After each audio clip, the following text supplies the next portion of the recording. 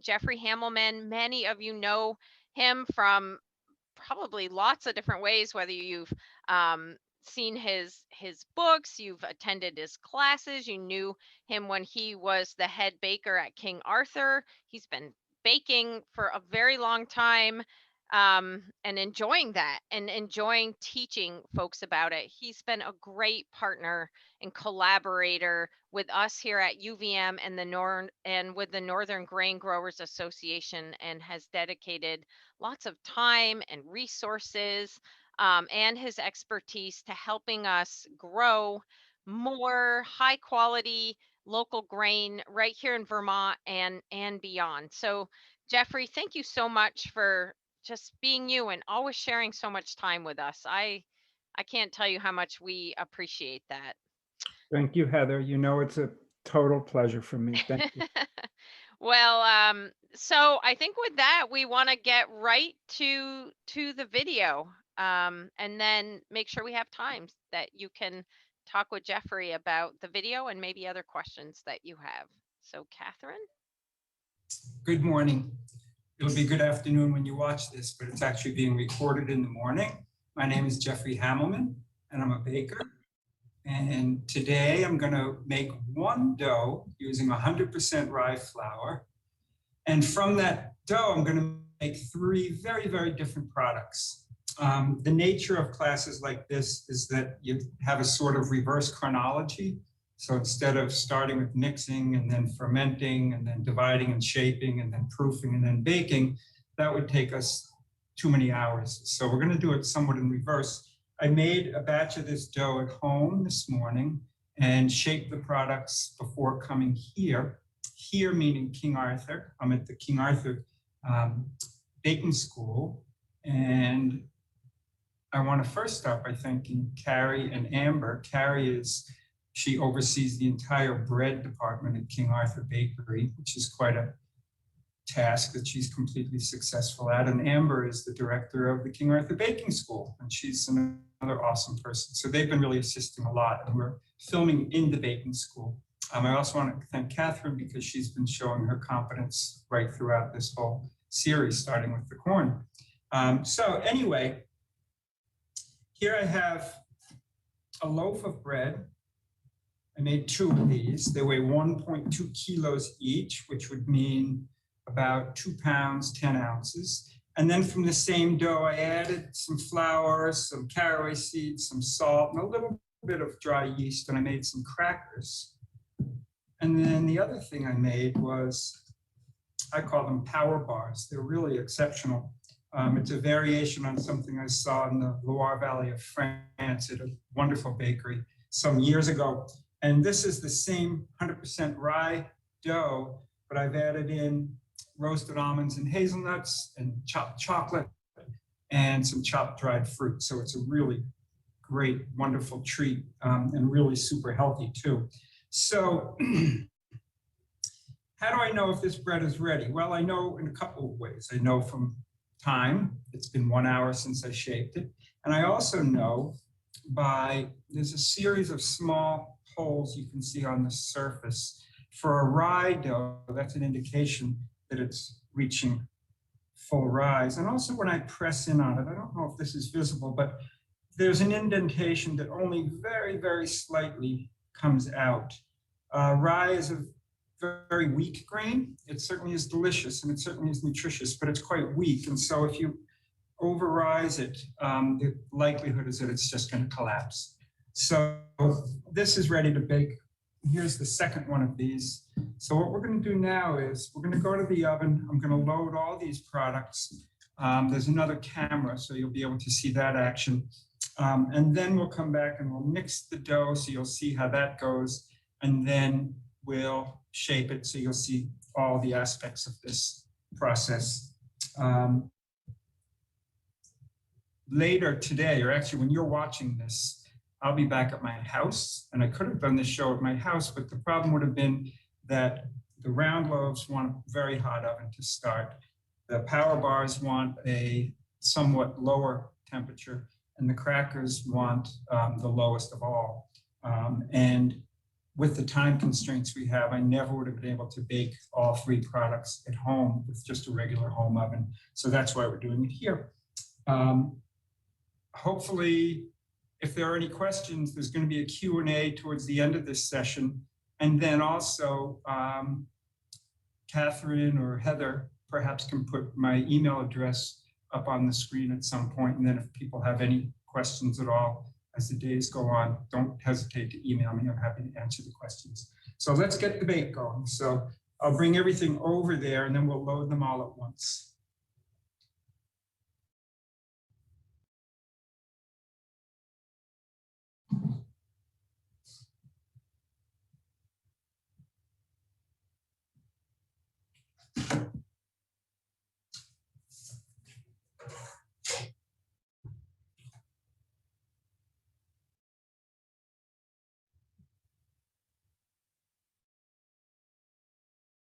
Okay, so Catherine, how is this angle for people to see?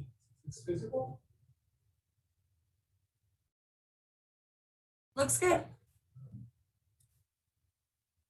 I'm inverting these loaves, and one thing I'm going to show is a method of loading that doesn't involve scoring them with a blade or some kind of knife. This is a really fun way to make rye breads. You can also do it with some sorts of whole grain breads if they have a very, very high proportion of whole grains. You can see that there's a lot of fissures and cracks on the surface. Well, those will actually become the opening of the bread, which means that no 2 breads are alike, because they all have a different aspect when they come out of the oven. They look very organic and very beautiful. The Germans call this Schusterlei, which means cobbler's loaf. I think it was an insult, so probably some apprentice boy made a mistake and baked the loaves with the wrong side up, and the master beat them over the head a few times, and they called them a cobbler, which was an insult. And then these became something that people love, and they're called Schusterlei. So here they go. I'm going to be steaming these. This is a pretty sophisticated oven in the classroom. And I'll talk later about how you can simulate the steam pretty effectively in the home environment. So,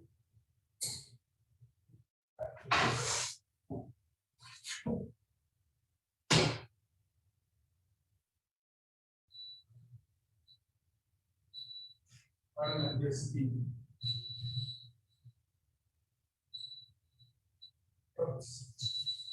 this continue baking.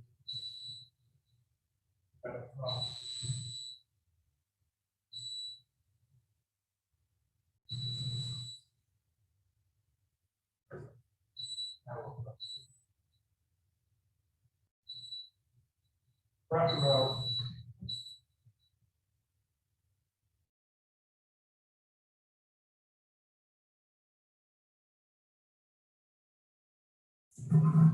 Yes, that's the sound we love. Well, that be the same. Okay. Okay. Next deck goes to power bars at a lower temperature. The top one is 260 degrees Celsius, which is closing in on 500. So that would be about the top setting in a home oven. That high temperature is going to provide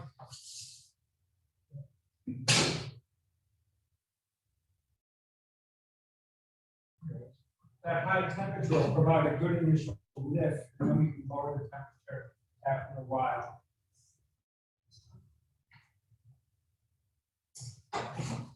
And there go cracks.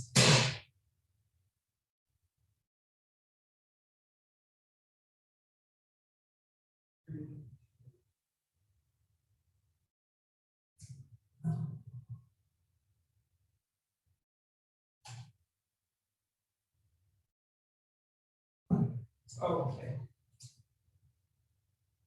I started that. Thank you.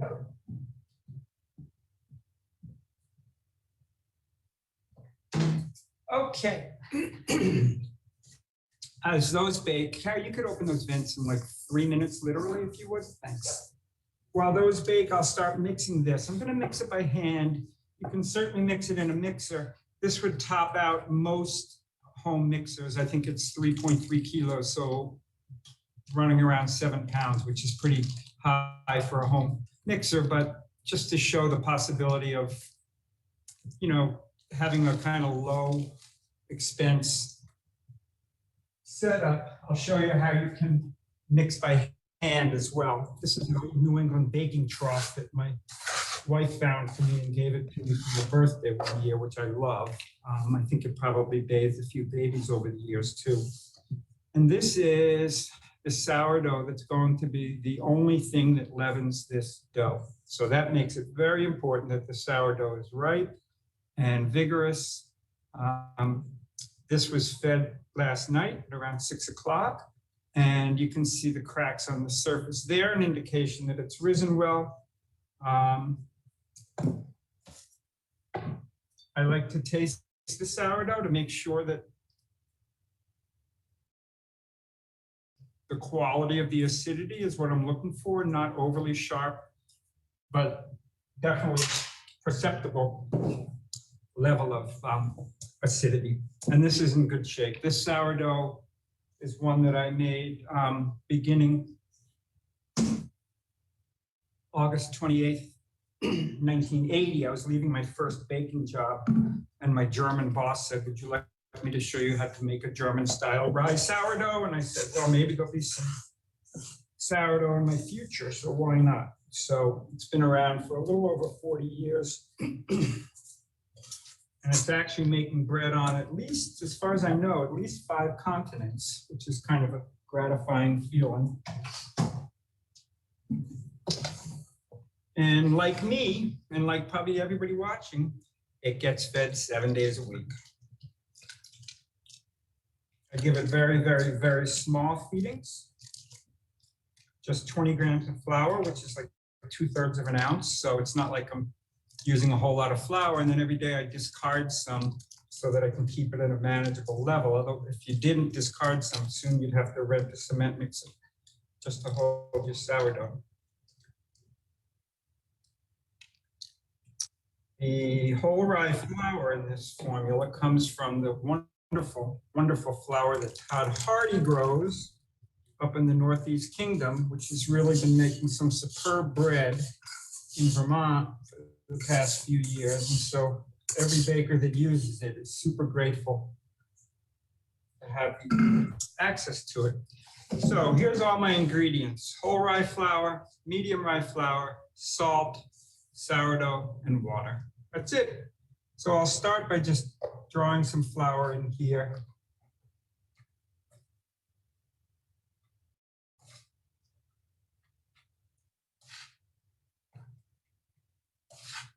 One thing about rye, its glutinous properties are very, very minimal. It doesn't have the same kind of elastic properties that wheat does. And so it's very, very sticky. The higher the percent rye, the stickier it is. So one thing I urge if you're going to work with rye flour is have everything you need on hand ahead of time, because you don't want to start opening all your kitchen cabinets when you're halfway through the mix.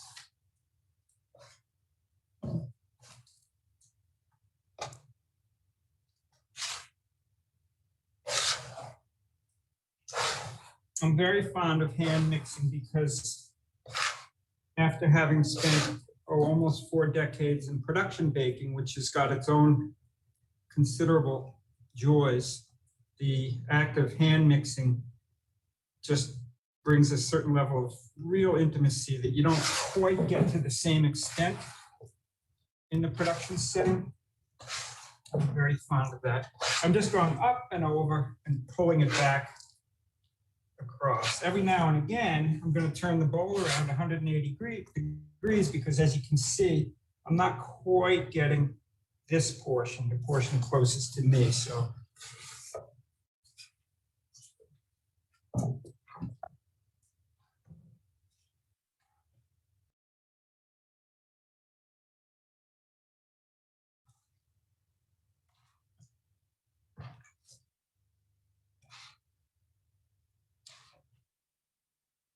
I'm going to take a couple of shortcuts in this class, only in the interests of time, one of which is I won't mix this as long as I normally would. I would normally mix this for about 12 minutes, and I'll probably just do it for, I don't know, 7 or 8 minutes.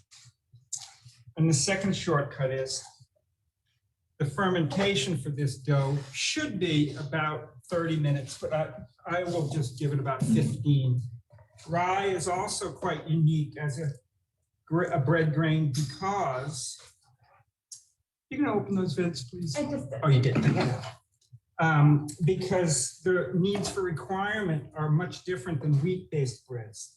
Anybody who makes a lot of bread with wheat-based grains knows that you're going to give it a couple of hours or even more, particularly if it's a naturally leavened sourdough bread. It's going to get 2 to 3 hours, probably at a minimum. With rye, again, because it doesn't provide much structure to dough, the mixing, the fermentation requirements are quite different. Once it's mixed, the higher the percentage of rye, the shorter the bulk fermentation.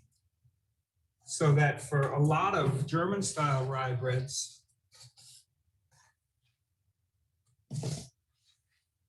that are 100% rye, it'll go from the mixer right to dividing. And that's not actually a shortcut at all. It's appropriate because if it's fermenting for too long, again, the whole dough structure can collapse. Another thing to keep in mind is that when you're making a naturally leavened rye, it's the sourdough that's going to provide the leavening. It also provides acidity. And if it becomes excessively acid, which it might if it's got a long fermentation,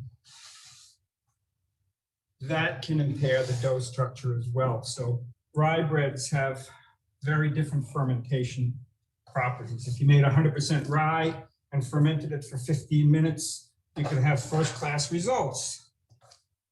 If you made 100% whole wheat sourdough and fermented it for 15 minutes, guaranteed you would have absolutely miserable results.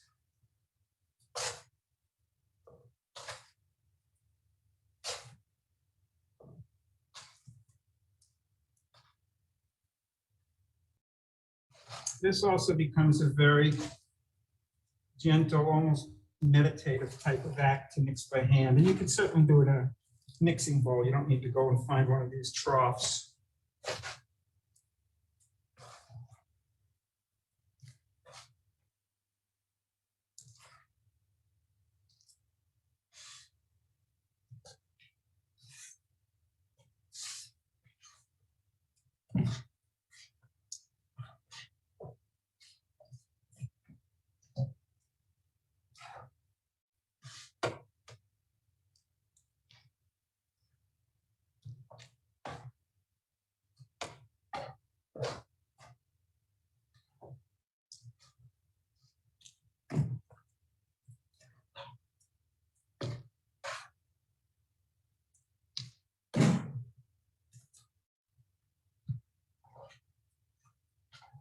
Okay, I'm going to actually leave this as is. Again, I would normally give it more mixing, but because of our time constraints, this will be it.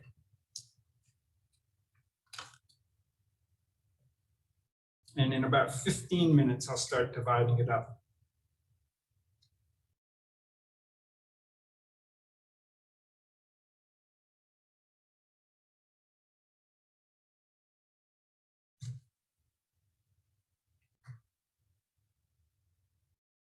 Anytime you're making bread of any kind, either yeasted or naturally leavened, temperature control is quite important. And I want to discuss briefly why it's important and ways that you can shoot for having your doughs that come in at the temperature that you want them to come in at after the mix. First, though, I'm going to cover this and take its temperature.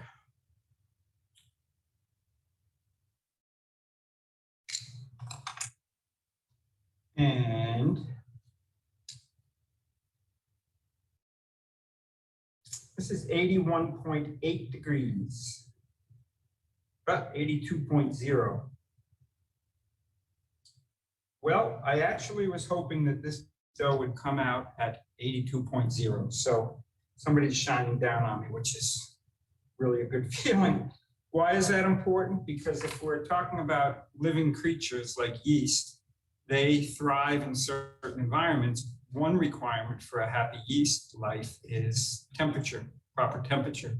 Rye doughs favor a higher temperature for the dough than wheat-based doughs. And definitely, if you were making baguettes or something and your dough was 82 degrees, that would be deleterious for the dough. But for rye bread, 82 degrees is a really comfortable zone. Again, part of that is because we're sort of speeding up the process so that we don't risk the breakdown of the dough.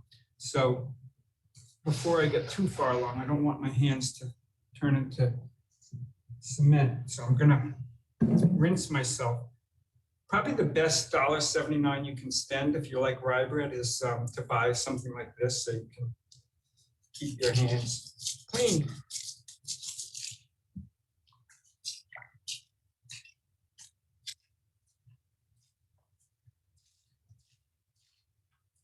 So it's 9:20, so right around 9:30, we'll divide that up.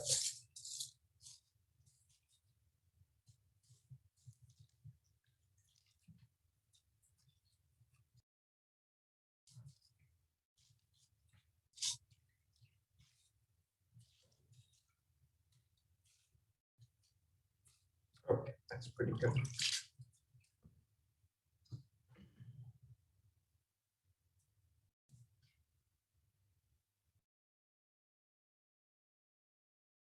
Okay, so back to this whole thing about temperature control. I want to apologize if I'm speaking a language that seems either unnecessary or excessive or incomprehensible to people who don't bake a lot at home. However, if you really like baking at home and you're going to take all the effort and time to do it, it's nice if you also know how you can maximize the quality of your bread. And one way, of course, is just to practice a lot. Another way is to do things like manage your temperature. For example, if your bread after the mix is 70 degrees, it's going to be a really different bread than if it's 90 degrees. So we want to come up with a bread-friendly dough temperature after the mix. And for rye breads, it's usually between 80 and 85, depending upon the proportion of rye, higher temperature for a higher percentage of rye dough. How do we get that temperature? How do bakers do that on a daily basis? It's not an exact science, but it works surprisingly well. So what you do, it's called desired dough temperature. And you factor in the things that are outside your control. What might those be? Well, there's 4 factors that are outside your control. You walk into your kitchen and you're getting ready to make bread on a Saturday, and some things are just there for you to incorporate into your desired dough temperature. So specifically, the air temperature is what it is. My kitchen, since we heat with wood, might be in the low 50s in the morning. In the summer, it might be in the mid 70s, right? So there's a big variation. So I want to take the temperature of the air. I'm also going to take the temperature of the flour. I'm going to take a temperature of the sourdough. And last but not least, this is the mysterious part, I'm going to ascribe friction factor to my calculation. What is the friction factor? Well, either in your home mixer or if you mix by hand, you're generating friction by the action of mixing. And so we want to take into account how much the dough is warming up due to the mixing process. Generally, for many doughs, for particularly non-rye doughs, if you're mixing in a kind of a KitchenAid style mixer, the friction factor could be mid-20s, maybe a little more. Is that much of a warming impact from the dough and the hook being in contact with each other. With rye bread, because the mixing is much gentler, again, because of the fragile nature of it, there's less friction. So that's something you play around with. There's a lot of different mixing styles. So your mixing style might be that you mix for a long time on high speed, which means a lot more friction. Some people just easy going by hand, a lot less friction. In any case, at home, I took the temperature of, and here too, I took the temperature of air flour, sourdough, and ascribed, for hand mixing, I ascribed 10 degrees of friction. And then I decide what I want my dough temperature to be. I wanted my dough temperature to be 82 degrees, so I multiply my desired temperature, 82 times 4, to represent the 4 factors. That gave me 328. And then I subtracted the 4 factors, and what was left was the water temperature. And I don't remember what it was now, but I got that temperature water, and it worked out for me. The same, you do this with any bread dough. One difference would be, or 2 differences we could say, if you're making what's called a straight dough that doesn't have a sourdough or a pouliche or a biga or a pâte fermentée, these fancy baker terms, if it doesn't have those, then you've only got 3 factors to consider: air, flour, friction. So you multiply your desired dough temperature times 3 and subtract those out. If you've got a bowl with soaked grains in it, like flax seeds and sunflower seeds that you're going to add in, and you've got this, that, and the next thing, you don't want to have like 18 factors because you'll spend too much time at your calculator and not enough time at your mixer. So generally, you stop at 4 factors and leave it at that. And that's what we did here, and it came out well enough. So we're going to let this sit. Again, if I'm explaining things that don't make sense or they're not clear enough, don't hesitate to ask questions, which will happen when I get home in a couple of hours. And this is broadcast for people to watch. And also feel free again to email me if you have questions. So there's our dough. From it, we're going to make, again, 2 of those large loaves, often called miche loaves. That's a French term for a large country loaf. That's our timer, right? We're going to go over to the oven and look at the products. They've been in the oven for 18 minutes. It's a good time to see if we want to lower the temperature for the miche and see what shape the crackers and the power bars are in.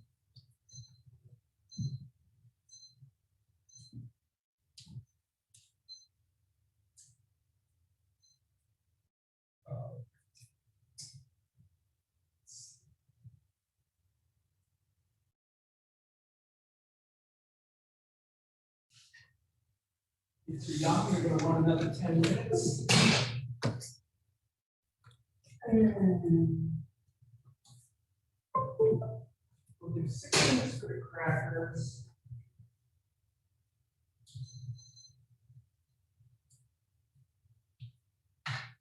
Definitely our big loaves, I'll show them to you real briefly. They're going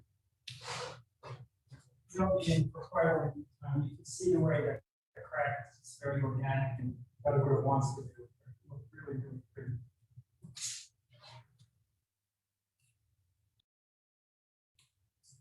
I'm going to lower this temperature.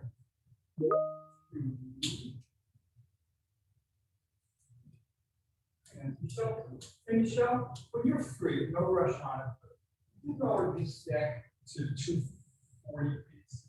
Thanks. So it's 18 right there. So they've been in since 5 after. Okay. Great. We might have a technical glitch here, so. Real quick, Catherine, can you spotlight the bench again?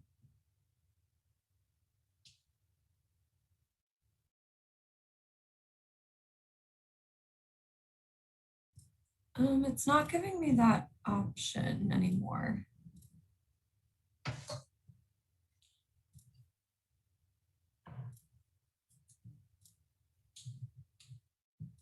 If we can't get it, we'll just do the rest of things by the oven camera. Yeah.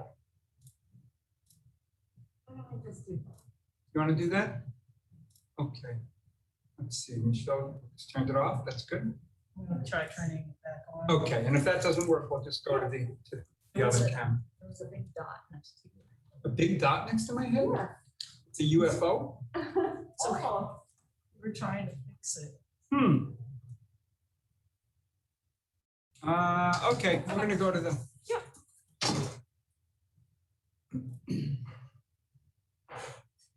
Okay, so Michelle, if you don't mind setting that. Oh, it's back? Okay. Good. If you could set it for 240, please, Michelle. Thanks. Just the second deck down, the one with the big loaves. Okay, we're back. End of technical glitches. So when we divide the dough in 10 or 15 minutes, we're going to make 2 loaves that weigh 1.2 kilos, which is 2 pounds, 10 ounces. Those are going to be rising in these, they're called bannetons. It's a fancy French word. Let's see. Are you good, Catherine? Yep, we can see you. Okay. These are very common to see in bakeries. These happen to be over 40 years old. I owned a bakery in Brattleboro for a long time, and I would buy these directly from the producer in Germany. It was a kind of a livelihood for poor people in areas. They would go down by the river and cut the reeds and steam them and coil them around baskets. And they're very, very lovely environment for bread to rise in. They're porous, so they allow airflow, which can be beneficial to the bread. Health departments hate them because they're porous and they allow the bread to breathe. But if you don't have these, no big deal. You can use any old bowl with a tea towel in it, right? These are made specifically to line the banneton. For something like the rye bread, that was a good idea. If I was making a bread that was more wheat-based, it wasn't so sticky, I might just flour this and put the dough right in here, and then you get this lovely circular pattern. So we're going to make 2 of those, rise them in the bannetons, and we're also going to make the power bars. So I'm going to take 500 grams of dough. Here I've got some chopped chocolate. And here are some roasted almonds and hazelnuts that I've broken up somewhat. And here are some chopped figs, prunes, and apricots. I like very much the sulfured apricots for this application, the ones that are yellowish, orangish. I know a lot of people don't like them because they've been treated with sulfur, but I just love the colors that they provide. So that's usually what I use.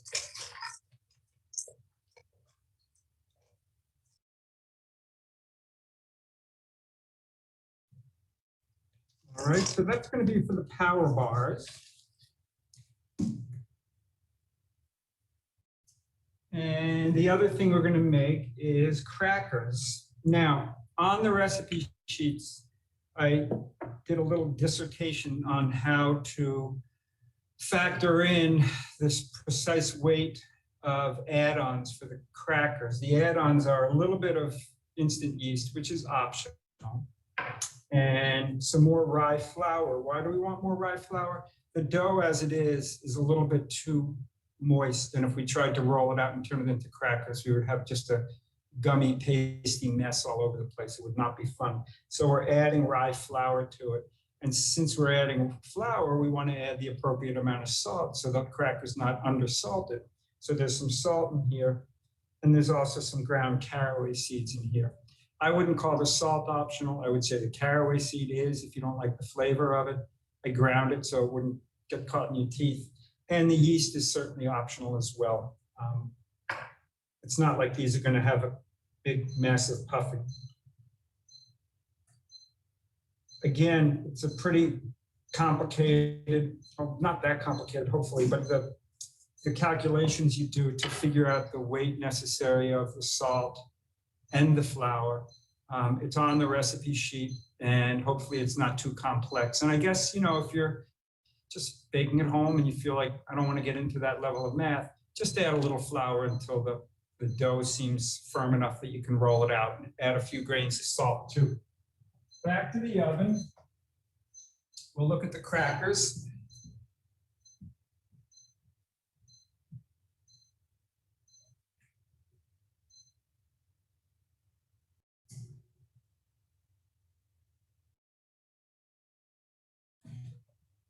Oh, I think these are done. How are we going to know if they're done? Color, the time, and the fact that the bottoms don't look pale. The bottoms were pale, you wouldn't have baked crackers. And one of the virtues of crackers is that they are nice and crispy. That's what you want. So these should be fine. Actually, that one seems a little, no.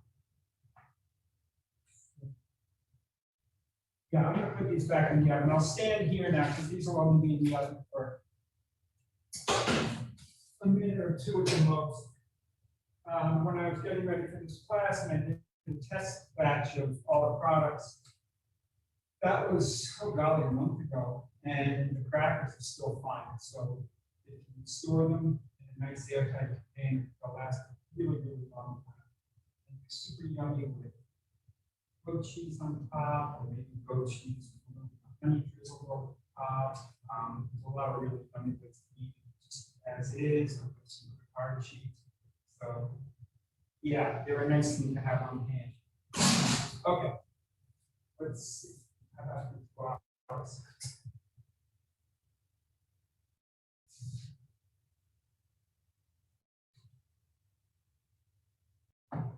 All right, let's look at these bars. I don't think they're done yet, but it's always worth looking at things before they're done so that you can try to pinpoint how much longer they need to be done. So what am I doing here? I'm feeling that they're nice and firm, but this in and of itself is not an indication of doneness. You'll definitely want to turn it over, look at the color underneath, and squeeze. It seems soft. Probably the dough isn't quite baked enough on the inside. And these two will want just a couple more minutes. Oh yeah, because there's so many sugars in this power bar dough due to the chocolate and due to the fruits. First of all, you don't want to have your oven set at too high a temperature. This is down to 20 Celsius, which is 20 Fahrenheit. Because of the sugars, it would really burn if you kept it in there at a high temperature.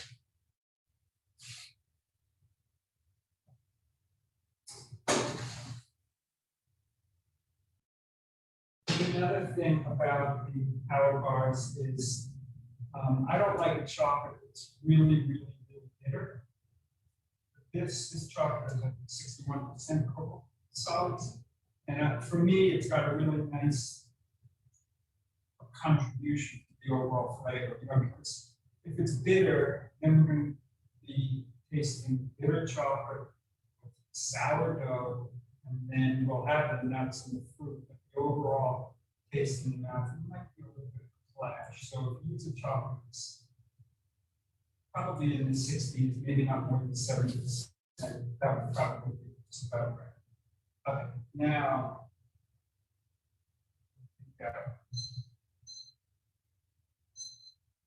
crackers.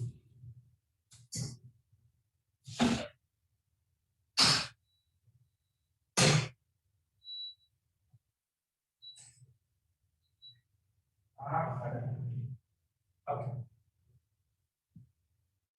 Back to the workbench. And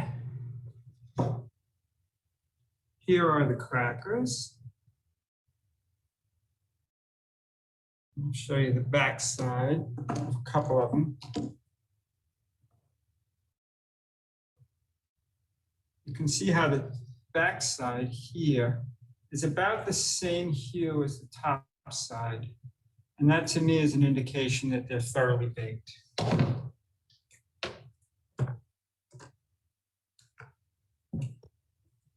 Yeah. Aaron, maybe you could pull out the power bars when that timer goes off. I set a 3-minute timer. That would be great.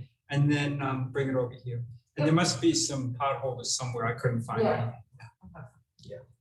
Okay. So we will wait until the power bars come out so I can show you those. And then we're going to divide.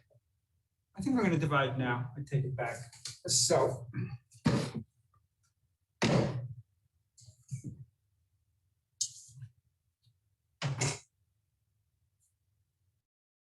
I've got some since it's 100% rye we're working with, I don't want to use any white flour at all for what would be called dusting flour. I want to stay in the realm of 100% rye. So I've got here white rye flour, which is basically devoid of flavor.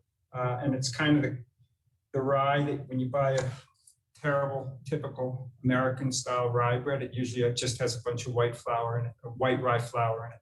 But that means basically the germ is all gone, bran is all gone, the outer periphery of the endosperm is gone, and you're just left with the heart of the endosperm, which would be analogous to white flour, but it just has no flavor. So I use it only for dusting or for decorative projects. And if you read the formula, you'll see that we've got medium rye and whole rye in the dough. So the medium rye would be basically the whole berry sifted to get a little bit of the bran and a little bit of the germ off. So crackers are 300 grams. It's 289. There's 300. Thanks, Carrie. So they can stay there.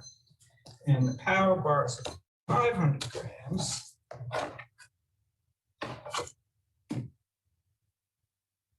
And that's too much. 506. 500. So here's the power bars. Here's the crackers. And here come the baked power bars. Thanks. Yeah. So nice rich color on top, decent color on the bottom. These are well baked. These are fine. In fact, the bottoms look a little dark, so I'll just let them cool like this out afterwards, because there's going to be some carryover cooking.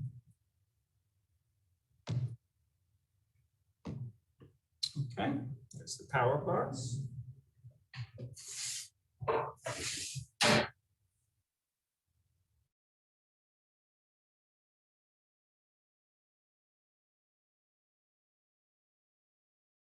So the first thing we'll do is, I'll divide also the miche loaves.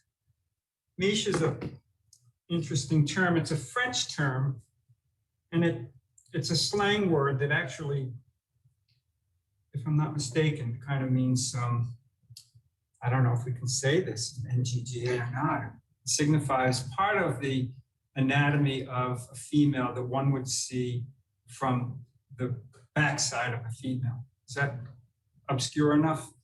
I don't know. Anyway, it also signifies, generically speaking, a large round country loaf, basically the kind that people ate for thousands of years all over Europe.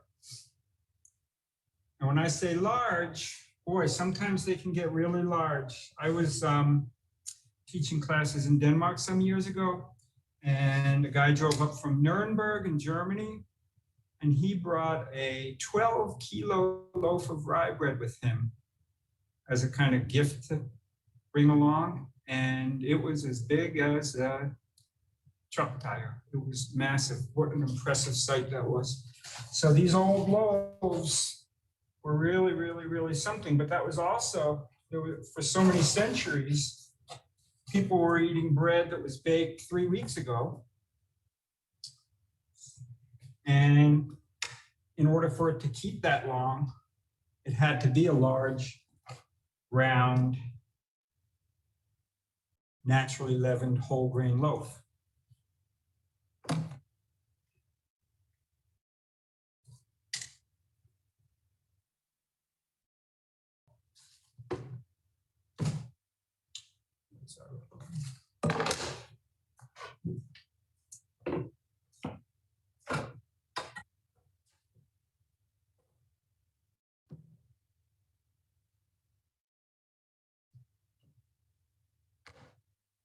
Wait a minute.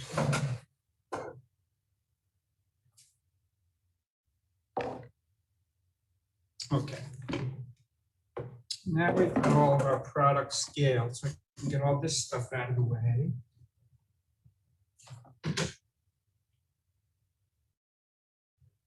Now I will start by making the crackers. I'm going to finish the mixing of the crackers. Yeah, that would be great. Thanks, Carrie. I'm going to finish the mixing of the crackers in this mixing bowl. Here's the rye, flour, salt, caraway, and yeast.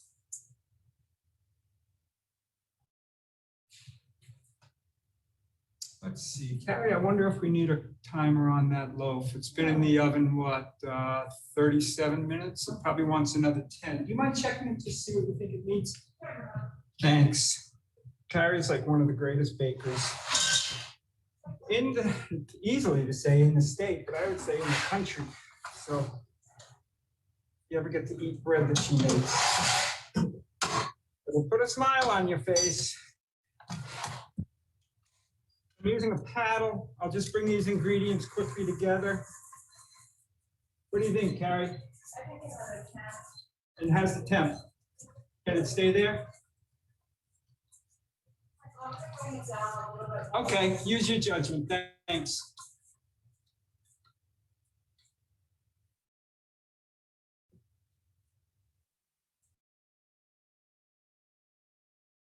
So I can faintly smell caraway, which to me is really pleasant. I like caraway, unlike a lot of people.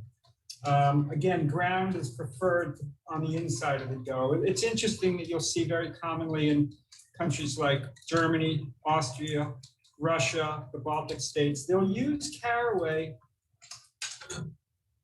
on the surface of a loaf and it's whole, but you will never see whole caraway inside a loaf. It's always ground up when it goes inside a loaf.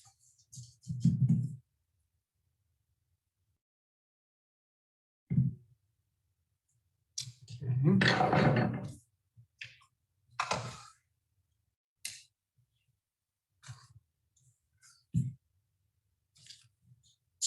Let's see. Catherine, you might want to go to overhead view now. I'm not sure.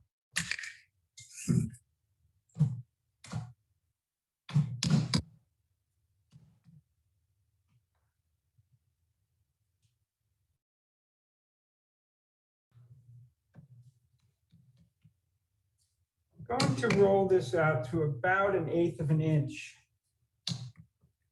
You can do that a couple of ways. You can do it just using a rolling pin and then running your hand across the surface repeatedly until it feels nice and even and it feels like the thickness that you want it to be. You can also,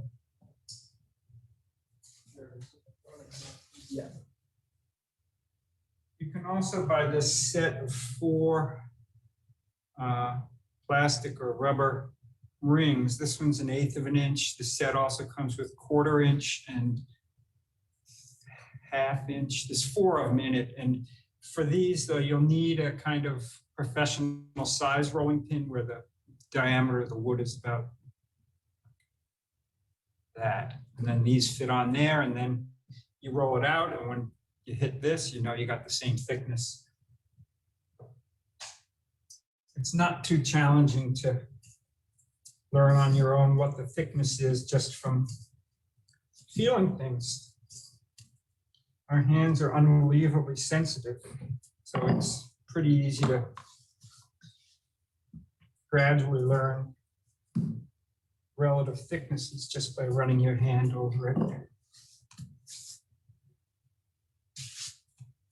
You'll notice I'm moving it around on the bench a lot. That's highly recommended for most every dough, very much so for rye doughs because of the sticky quality.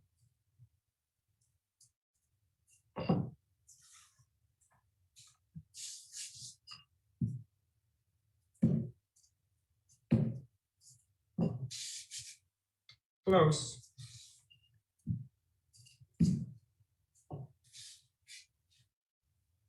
That's just about there. Yeah, that feels good. So now there's different ways you can cut these things.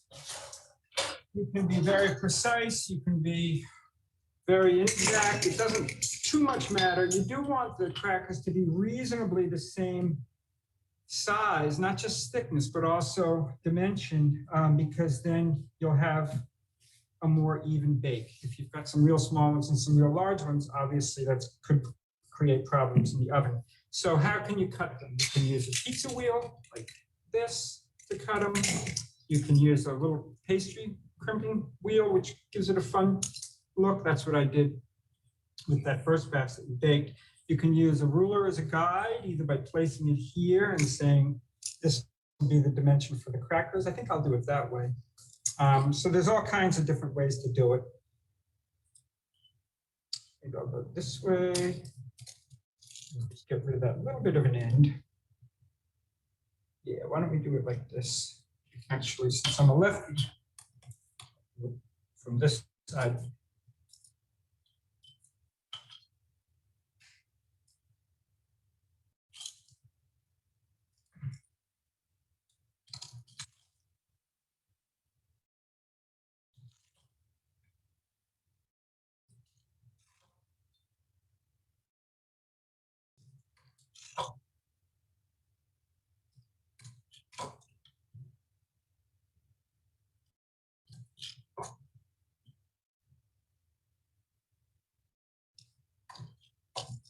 Okay, and then decide what dimension you want them to be.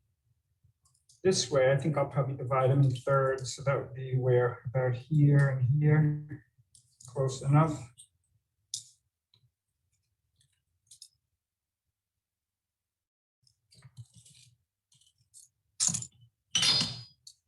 These are the ones that I would eat. If friends are coming over for some nibblies, I would keep the ones that are a nicer dimension to give to my friends. That might just be a big ego trip, I'm not sure. Okay, now I'll tray these up.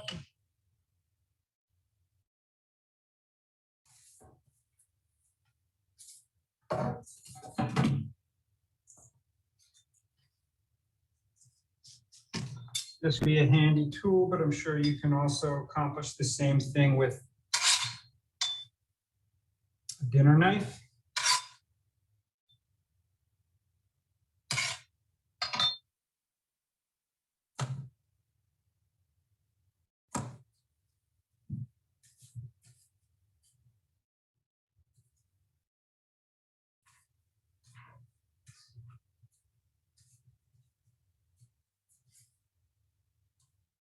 This one, which is much smaller, I'm going to leave on the inside.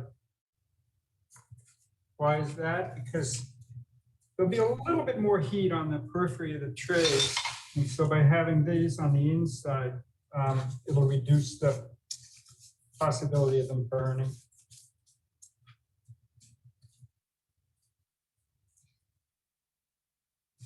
Okay, this one too is kind of small. So I'll put that in there too. And then you can go in there. Okay, here's the crackers.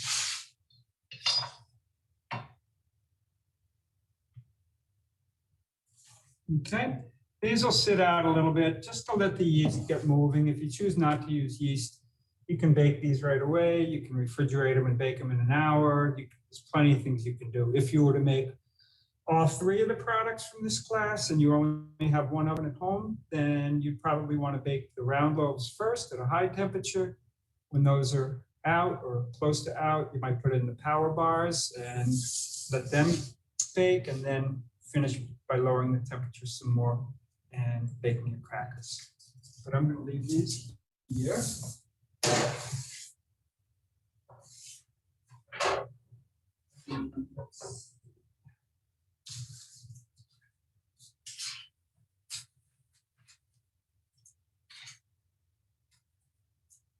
All right, now I will mix the power bars.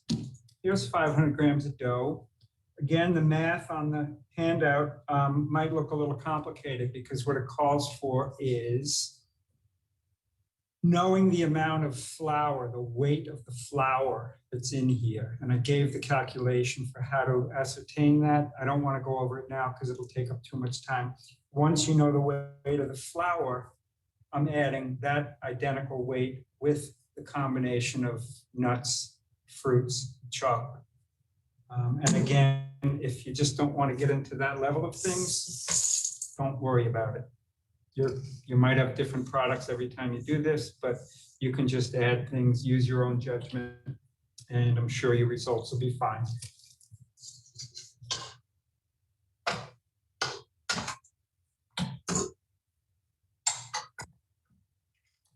I don't want to mix these too long because I don't want to risk breaking down any of the ingredients further, any of the add-ons. So I'll just mix them relatively briefly and then give a few strokes by hand.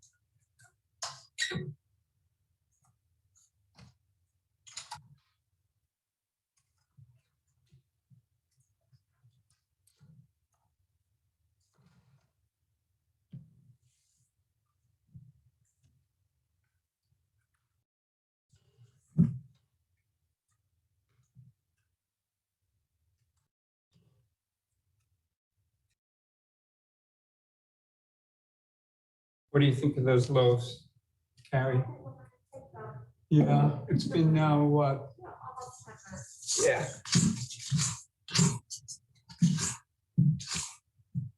Why don't we go over to the oven together? We'll look it over. So we're going to go to the oven now. Look at our quiche loaves.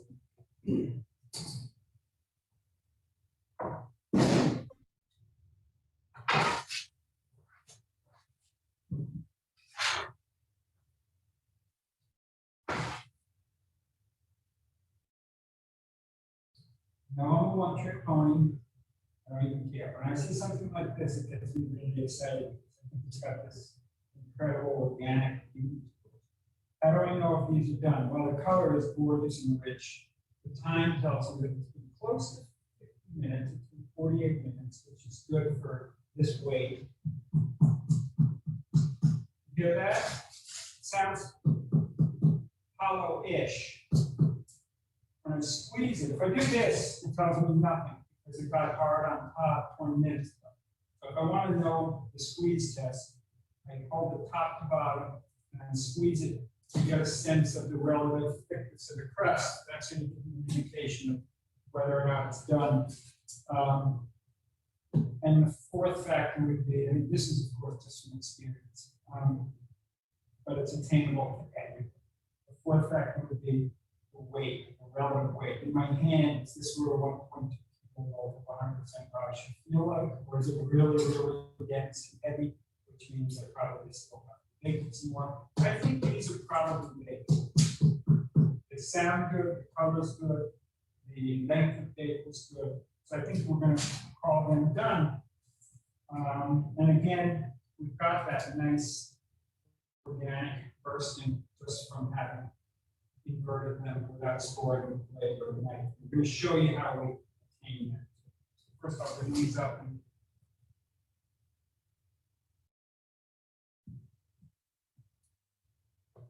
Okay, were they as visible, Catherine, at the oven view, or should we look at them here on this view? Here too? Okay. Does that look good? Can you see that? Let's have to spotlight the bench and then we'll be good to go. Okay. The spotlight's back. Oh, you got it? Okay. Yeah. So here's the two loaves, right? You can see that? We can't see it really. It's kind of off the screen. Oh, now we can. Oh, there it is. Okay, That's here's the two loaves, right? And again, no two alike because of the interesting way they burst on their own. So they're good and they're starting to feel hot. So I'm going to put these down. There. All right, let's finish the power bars and then I'll talk more about the big loaves and when you might be able to eat them. Carrie, I was thinking that the things that I'm shaping now might want to bake here later. That's why I didn't turn the ovens off. Sounds good. Okay, but I won't be around for that. Is that something one of the bakers can take charge of? Yeah, we can do that. Okay, then maybe put back up to 260 Okay. for the round loaves. Thanks. Okay. Here is the the power bar dough, and I'm going to give it just a little bit more kneading because, as I said, I didn't want to have the risk of breaking some of the add-ins into small little bits. So I didn't want to mix it for too long on the mixer. But this will just take a few seconds. I think that's going to be fine. So I'm going to roll these out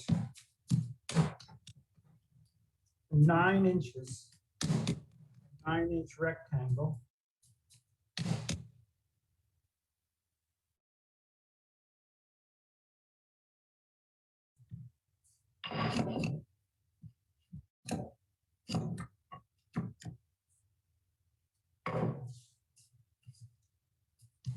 And this will make 6 of them.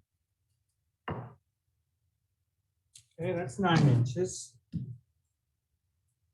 Try to square off the ends a little bit.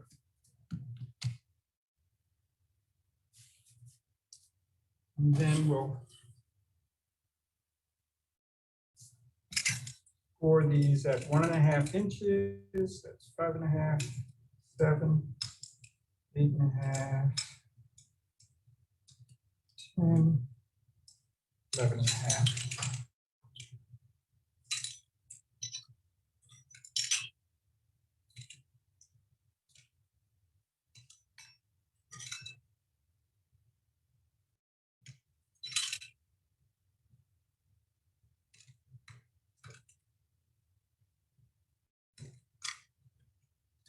Okay.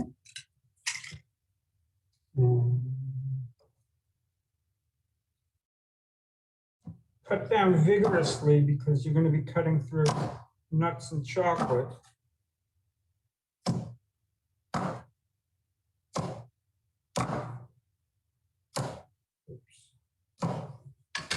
And then you might take a second and just refashion them if they look like they left rectangularness.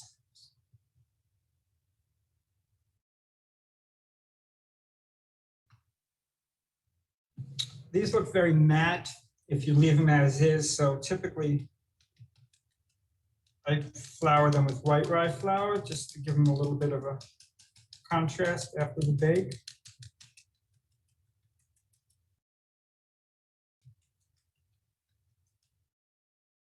That should be plenty.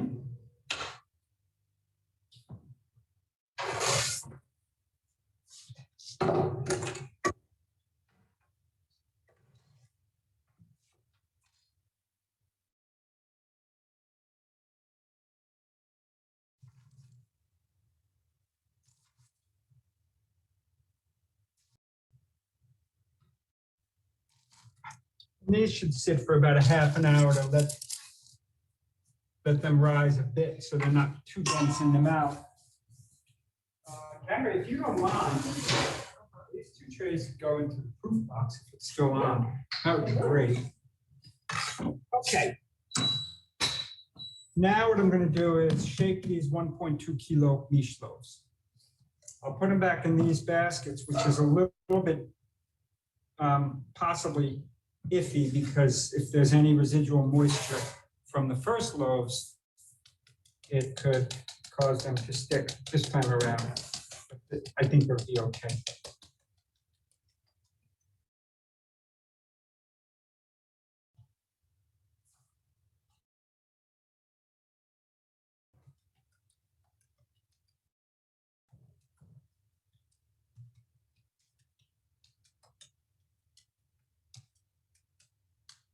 Okay, now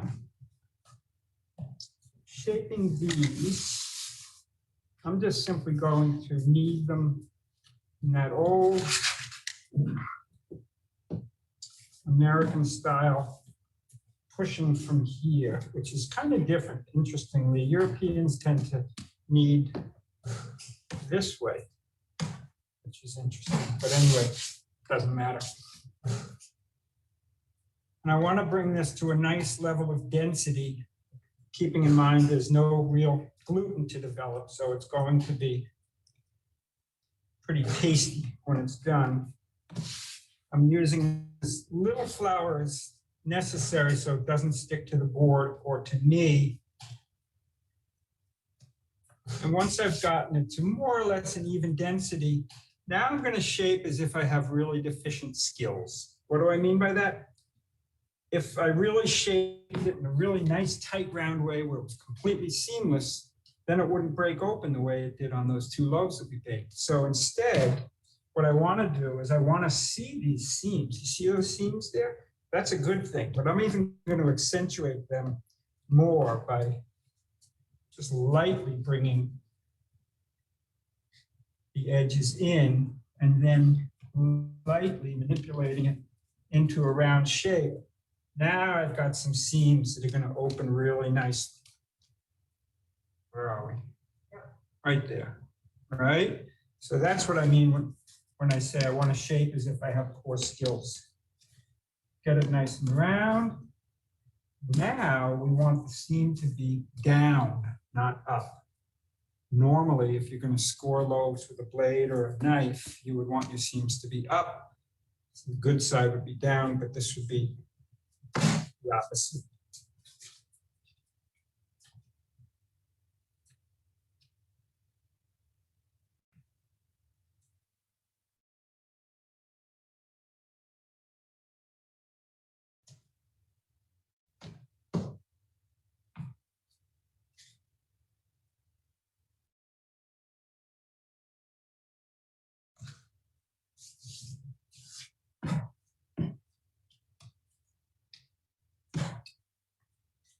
That one looks pretty good.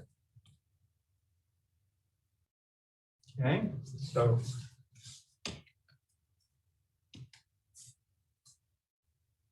goes in there.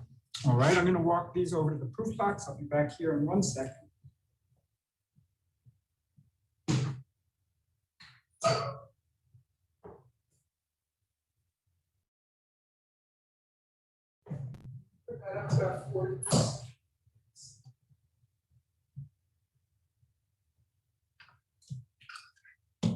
Okay.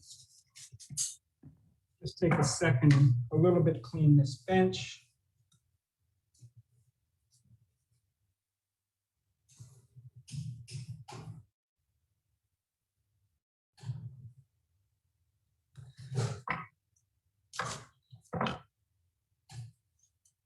And then I'm going to clean my hands, and then I want to talk about eating that big niche loaf.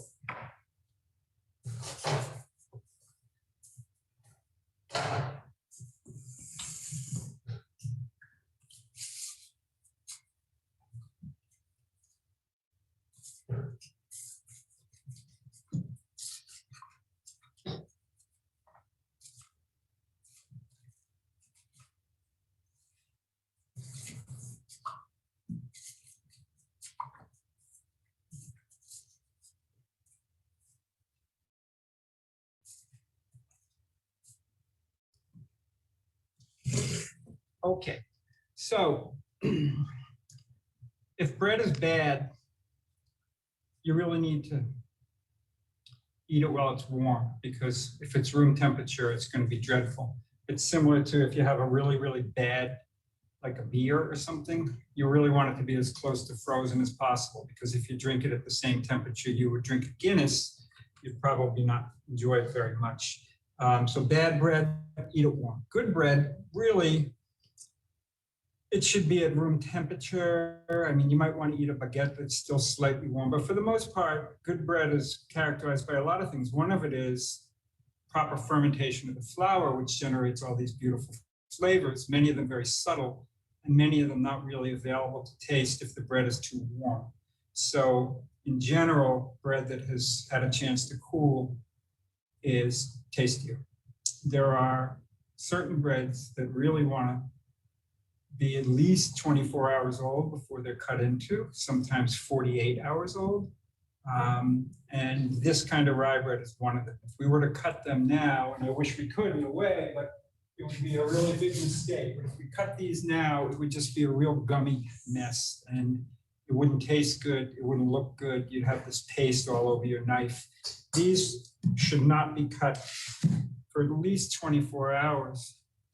once I made a 90% loaf of bread. I was an instructor at the Culinary Institute of America. There was a new instructor who came along who was a German. So in class, we had made these breads naturally leavened, organic flour, 90% rye flour, done in this very traditional 3-build fashion. And I thought, oh, I'll give Jürgen a loaf. He'd appreciate that, and it would be a little kind of welcoming thing for him. So that was a Wednesday. I gave him a loaf of bread on Wednesday. I saw him Thursday before class. He didn't say anything about the bread. I knew he wouldn't have cut into it that soon. Friday, that's when I wanted some praise. That's when it felt like, you know, the cheerleader wants the quarterback to look at her or something like that. But he didn't say a word. And I thought, oh my God, what went wrong with the bread? Uh-oh. So I went home, forgot all about it, came in on Monday and saw Jürgen. He said, oh, Jeffrey, the bread you gave me was very good. I said, Jürgen, I made it on Wednesday. And I thought you'd tell me on Friday after you tasted it. He goes, no, when I saw it, it looked very good. So I didn't want to cut into it until Saturday. So here's 72 hours of waiting before you cut into a loaf, because it gives the bread the opportunity for all the flavors to kind of marry and mingle and really express themselves. And this bread certainly would not be bad if it waits another 2 days before it gets cut.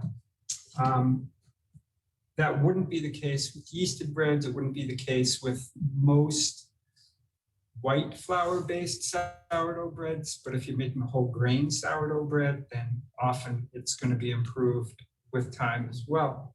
And you can sort that out easily for yourself.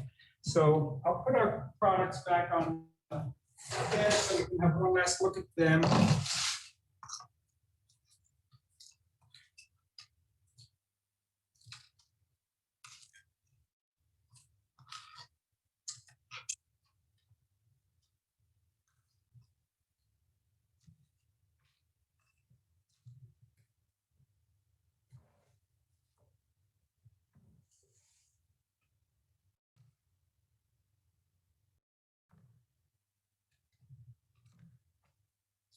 Okay, is that visible? Can you see it? What should I do? Go like this? And the bread a little closer towards you.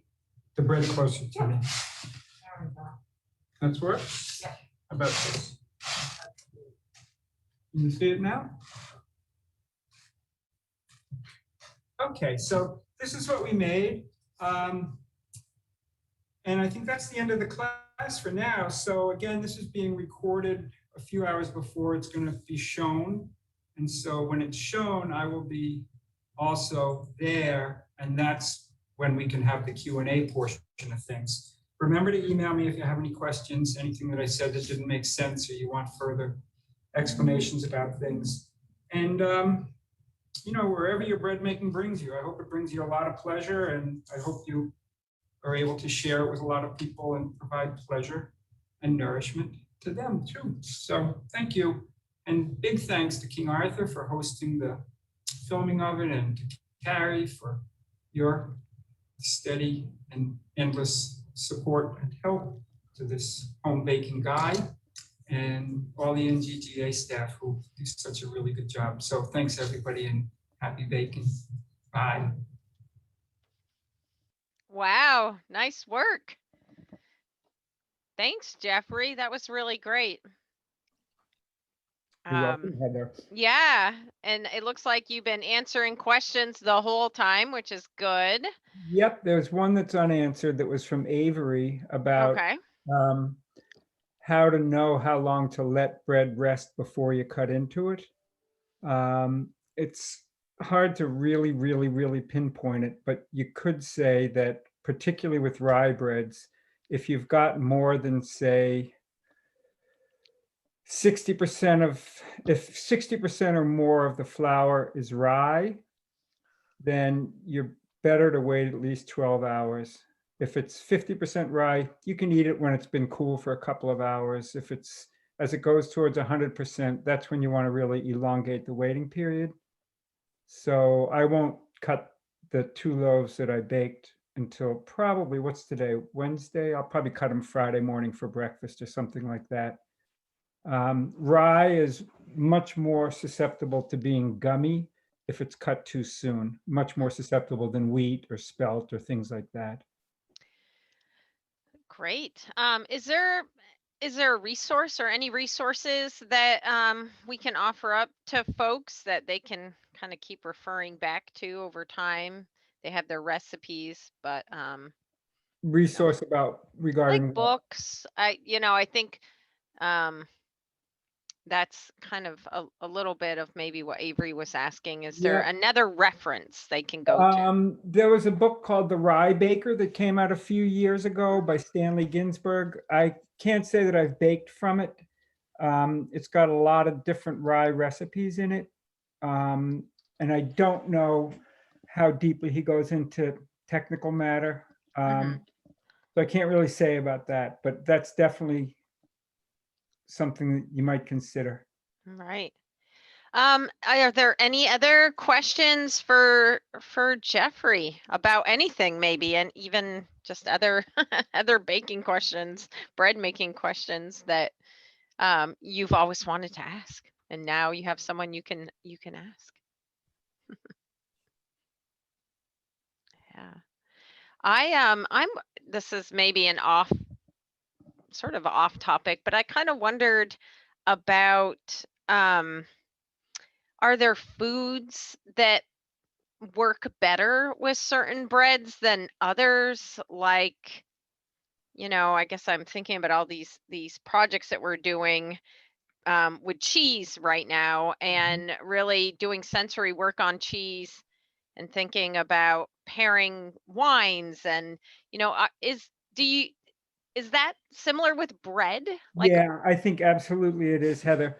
You might say something like a baguette is universally goes with everything. It doesn't necessarily mean it goes spectacularly well with everything, but it mhm, won't clash with any food pretty much. Whereas something like rye bread, the things that it goes well with, it's just going to be like another universe because you're going to get this total synergy of the flavors just really, really being perfect as a combination of flavors. So I personally love rye bread with most cheeses, hard cheese or a good brie type of cheese, a soft cheese. It's really good. Washed rind cheeses, I think rye bread goes well with. It goes really well with things like cured meats. If you like things like prosciutto or things like that, pepperonis and that sort of thing, it's really, really good with that. Um, Boy, there's a lot you can do with it. You can make with old rye bread. I have this recipe for a cake. There's a recipe for lots of different desserts that you can do with old bread, not just rye, with most breads. But yeah, rye is underrepresented in America, which I always thought was very curious because there's such an influence of Germanic immigrants that came to America. But somehow the rye bread tradition got lost in the shuffle, at least until fairly recently, one might say. And yeah. that's really too bad because a lot of people, without even tasting a good loaf of rye bread, they just say, I don't like rye bread. And then when you give it to them, it's like, oh my gosh, that's really pretty good after Yeah, all. I was wondering, and please, anyone else, if you have not even a question, but just comments, please, unmute and speak up. But I was thinking about the rye breads that we had a lot of when we went to Denmark, Yeah. and what they were super dense. Seemed like that was just a meal in itself every day when we'd have a piece of that bread. What, how, I mean, that seems really different than what you were making today. Mm, Somewhat different. I mean, they use a lot of malt syrup in breads, which Okay. give you this subtle sweetness, which would not be wrong in this bread. If you wanted to add 3% of the flour weight in honey, that would be very, very good. Okay. 4% maybe at the most. That would really add another dimension to this bread today. And you're right, the breads in Denmark and Switzerland and most Central and Eastern European countries, the rye breads are dense. That's a characteristic. It's not a criticism. It's the nature of the flour, basically. You Oh, can't okay. have a rye bread that's got a very wide open structure like a white bread can, because the nature of the gluten is completely different. So dense is going to be a factor for sure, right? And so, by the way, is keeping quality. So the bread that I baked for the program, oh my gosh, that should still be fine in 10 days. I'm sure it will. So that too, it's going to dry to some extent. It's going to get old, but I've said often over the years that there's a big difference between old bread and stale bread, right? Right. So if it's well made, it'll get old. If it's poorly made, it's going to get stale. So in other words, you can call me old, but please don't call me stale. Great. There are a couple other questions. Ruth, I don't know, did you want to ask Jeffrey your question about the unkneadable doughs? Oh, sure. Can you hear me? Yes. Yep. When I make sourdough rye, I make a very soft, sloppy dough, and it actually goes with what my next comment was. So I don't knead it. It's not super sloppy, but it's not something I can knead. And what I find, I'm wondering if you ever make that kind. And what I find is it's very much like the Scandinavian bread, the very dense Yep. bread. That, Yep. yeah. Yeah, actually, I was kind of the guest of honor at this milling and baking festival in Denmark several years ago. It was a few years before a bunch of NGGA people went to Denmark. I wasn't on that trip, but Heather alluded to it before. And one of the really cool memories I have was that a Danish woman gave me some lessons in some of their traditional breads. And they were just like you're describing, Ruth, in terms of really moist and challenging to work with. Well, these were mixed not by hand, which you could do. And curiously, this might sound counterintuitive, but if you're mixing that kind of bread by hand, you're probably better off, instead of putting flour on your hands, you're better off moistening your hands. The water is going to be a much better kind of lubricant to keep it from sticking to you than flour would be. So that would be one thing to do. The other thing, that if your sourdough is vigorous and healthy and robust, then the way I was taught by this woman for 2 loaves of 2 types of bread she taught me, it went directly from the mixer, either hand or mechanical, right into the bread pan. So it didn't get any fermentation, bulk fermentation, and it didn't require it, because 35% of the overall flour was being used in the sourdough. So a huge amount of flavor was being generated from the sourdough. So those are the 2 things that would come to mind. Interesting. There is a comment. Oh, sorry, Ruth. Go ahead. I guess that was it. John and Mary, did you want to ask about milling or grinding grains at home? Sure. When you grind your grains at home, how much do you sift the flours or do you sift the flours? And what percentage of home ground to commercial flours do you use for breads? Well, Mary, I don't sift if I'm milling at home. And generally, if I'm milling at home, it's going to be, mostly I mill rye, because my sourdough is based on rye flour and it gets fed every day. So I'll mill a couple weeks at a time worth of that. And then I mill whole wheat and I mill spelt. Those are the main things. Occasionally buckwheat and occasionally barley. I don't sift them. And then the other flours that go into the bread, that's going to be determined by what bread recipe I'm making. So sometimes it's 100% rye, and sometimes it's 50% wheat and 50% white flour. So that's going to be determined by the recipe, right? Thank you. Great. Are there any last questions for Jeffrey? We're got 1 minute left, and don't forget, we're going to show the home milling video. It's just 5 minutes, and we want to share that with you. We will be making all the resources available after the classes are over, but it would be great if you're interested to stay on a little bit longer. Okay, looks like we've answered all the questions. Anything else, Jeffrey, you have or want to add? I'm sure there's so much.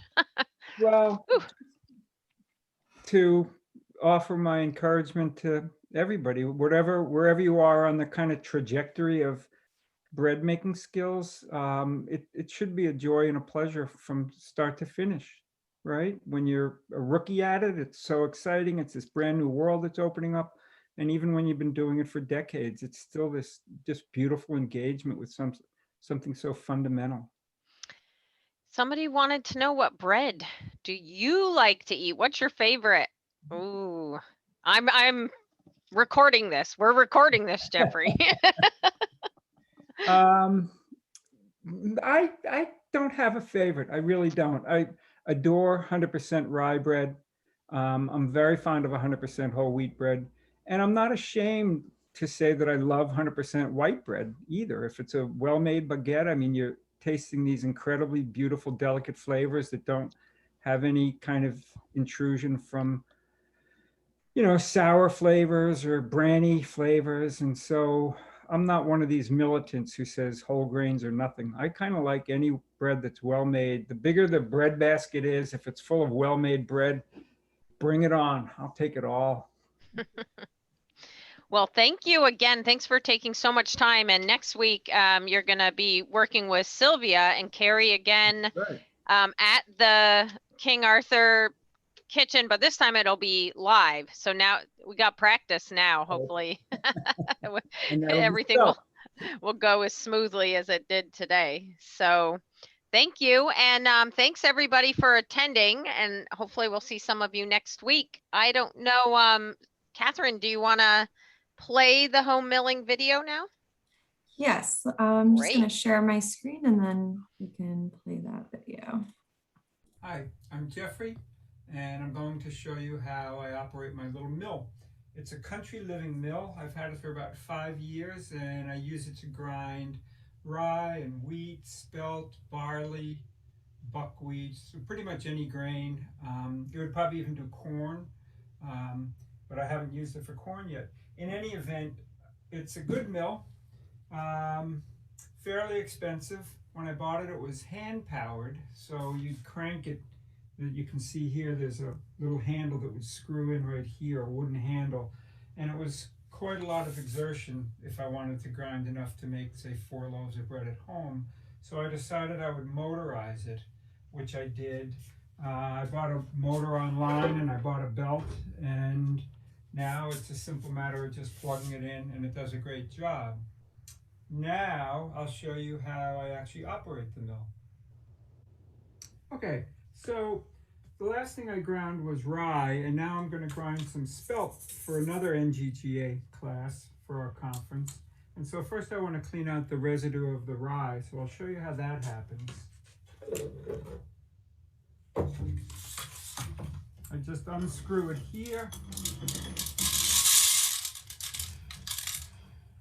It's impossible to get all the grain that you input to come out the other end, so whenever I switch to another grain, I always clear out the one that was in before. A couple of washers, and then the other stone. And then I just pull out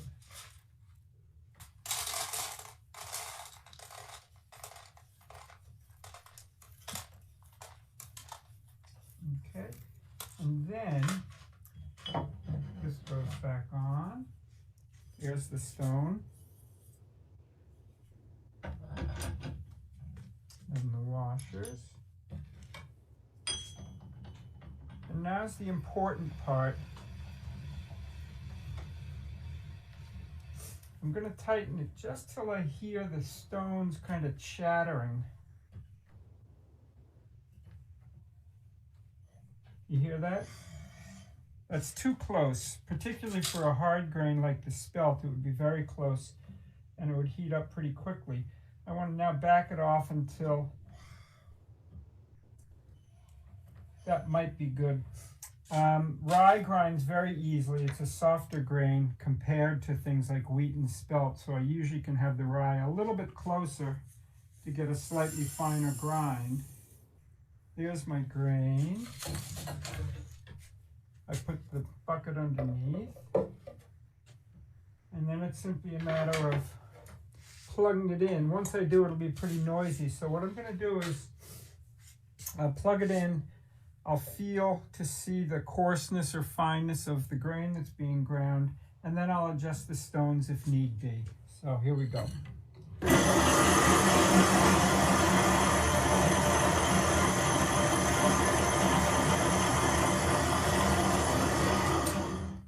And it's definitely too fine, so I'll back off a bit. That was like powder.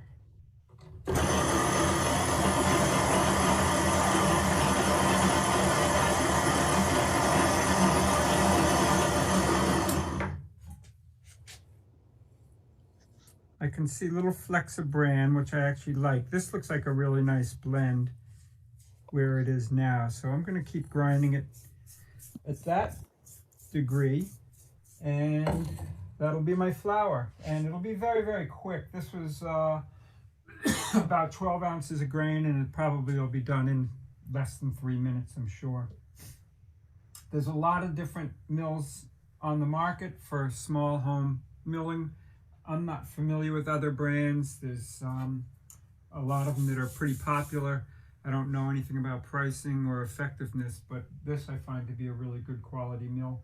And I'm sure the principle of this isn't probably that much different than most other mills on the market. So that's it. Thank you. Thanks, Jeffrey. That was another good video. Good. What was the name of the mill again? It's a Country Living Mill. They're made in Washington, pretty close to the bread lab, Steve Jones. Oh, all right. Yeah. Okay. Well, yeah, I was asking about the millstones. I didn't know if they had to be dressed like some of the other millstones, but it sounds like no. I don't believe so. I wouldn't know how to do it, so I hope not. There was a question. It says, does the grain heat up? How warm is too warm? I'm not scientifically aware enough of the true answer to that question. Some people say that you don't want the grain to get too warm because it's going to oxidize flavors and aromas and all that. And other people say, well, when you put the bread in the oven, the interior of the bread is getting to 210 degrees. So you're heating the grain that way. So I'm not honestly sure. I prefer not to have it heated up, and that there's not really perhaps a rational reason for that. But I do check the temperature, and if it feels warm is one thing. If it gets hot, that's definitely not desirable to me anyway. Sorry, I can't be more precise. Great. Well, thanks everyone for staying on. If there's any final questions for Jeffrey, please just feel free to unmute yourself and ask. We'll take another minute for folks. And I hope you all learned a lot today. I know I did. And I don't know if I can do it, Jeffrey. It makes me nervous, but I think I'm gonna try. I have never made bread before. I'm confessing to you now. I eat everybody else's wonderful bread. So You're responsible for a lot of the good grain in Vermont. So well, there we go. You can let me off the hook that way. Thank you. I'll go with that.